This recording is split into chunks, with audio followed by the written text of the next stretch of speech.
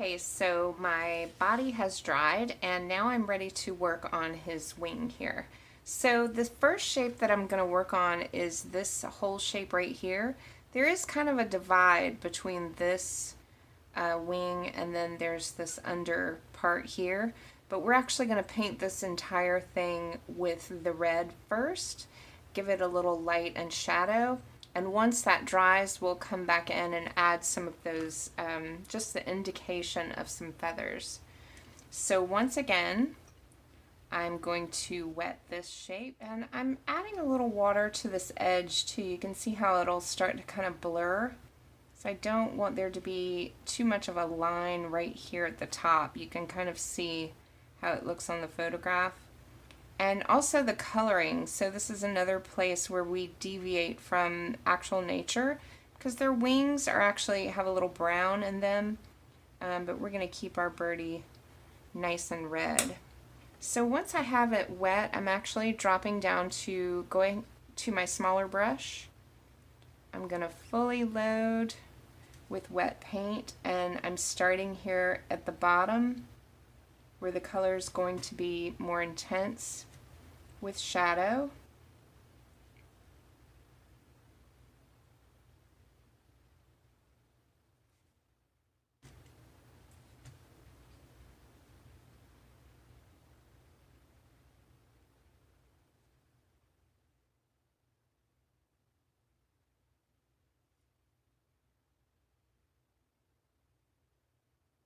And as I come up, I'm grabbing just the tiniest amount of water. I haven't rinsed my brush, I just grabbed a little water so that I've got a little less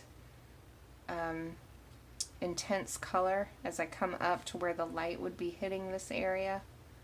So kind of fading that color out as I come up.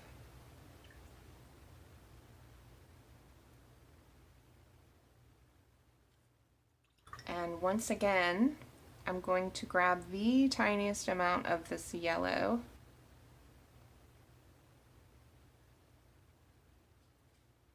and put a little right at the top.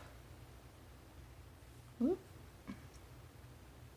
Right at the top of his wing here.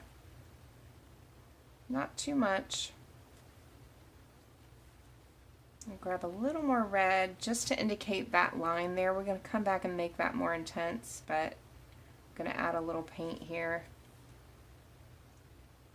And then I'm going to grab once again the tiniest amount of this indigo and plop that right in here where the shadow would be.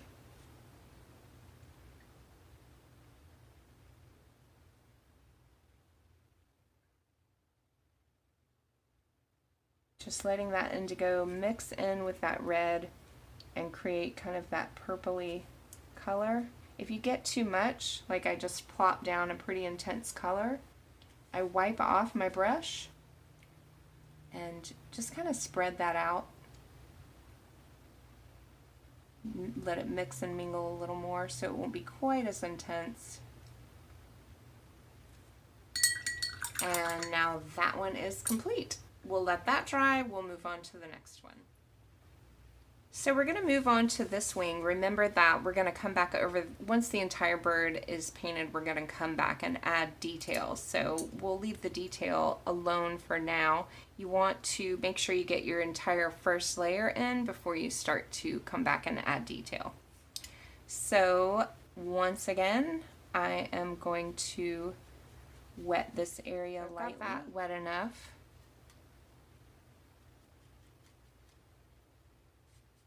And I'm going to plop my red paint in here. This will be my most intense red area.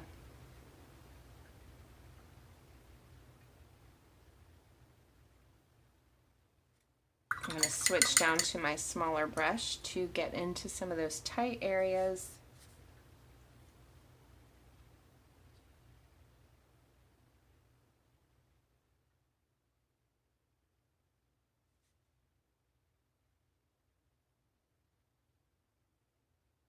And I don't know if you can see, but I've left the tiniest little space in between those.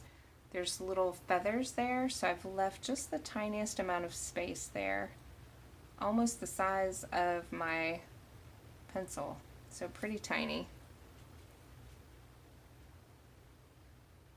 And I'm going to cut into this line too, so painting all the way up to that edge with my red. Grabbing some water, and I'm going to pull the paint that's here over to this edge. This will be a little lighter.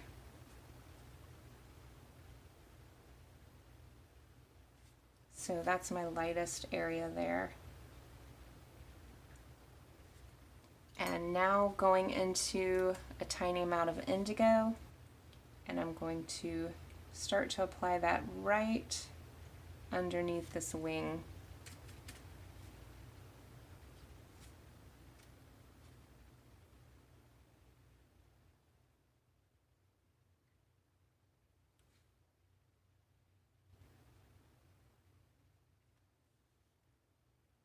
And there's also some, you can see the darkness on the photograph here. So I'm going to pull some of that indigo right down the edge of this bottom wing.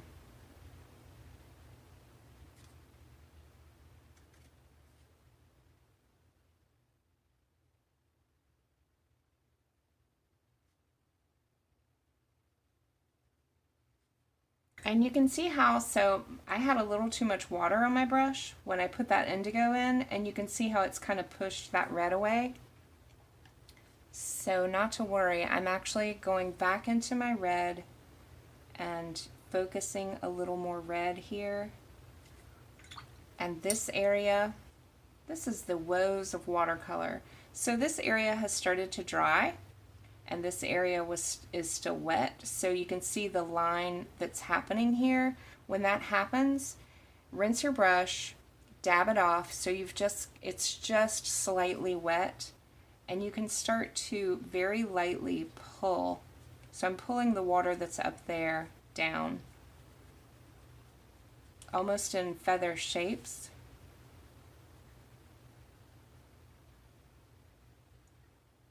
So if that doesn't happen to you, don't worry about making that fix, but just in case, now you know how to fix it. So now I can come back in with less water and some indigo and try that process again. Dropping a little indigo right under this area here. Now it's looking good. Alright, so once again, I'm going to let this dry and we'll move on to the tail. The process of painting the tail is the same way. You've got two sections here, so you can start with either one. And once again, we're editing reality a bit, so I'm not going to go by the picture too much. And for this first layer, I'm really just going to be laying in red. Not a lot of detail yet.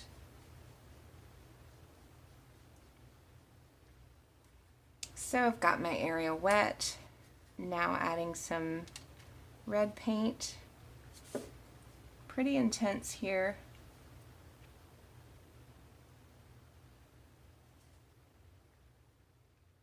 The left side on my painting is going to be a little darker.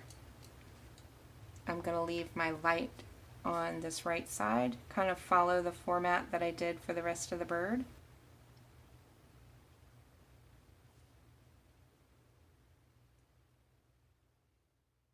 So as I come to this right side, I remove a little water, a little paint from my brush by tapping it on my towel there. And I'm pulling paint that's already there right over to the right side, making it a little lighter.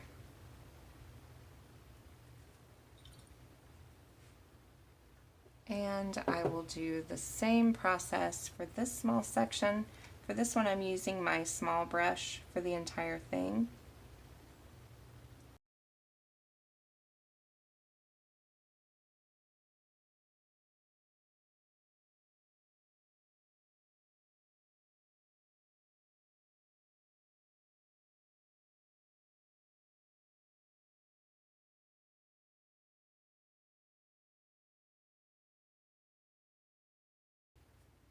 I'm going to add a little indigo right through here. Just the indication of a little shadow happening through there.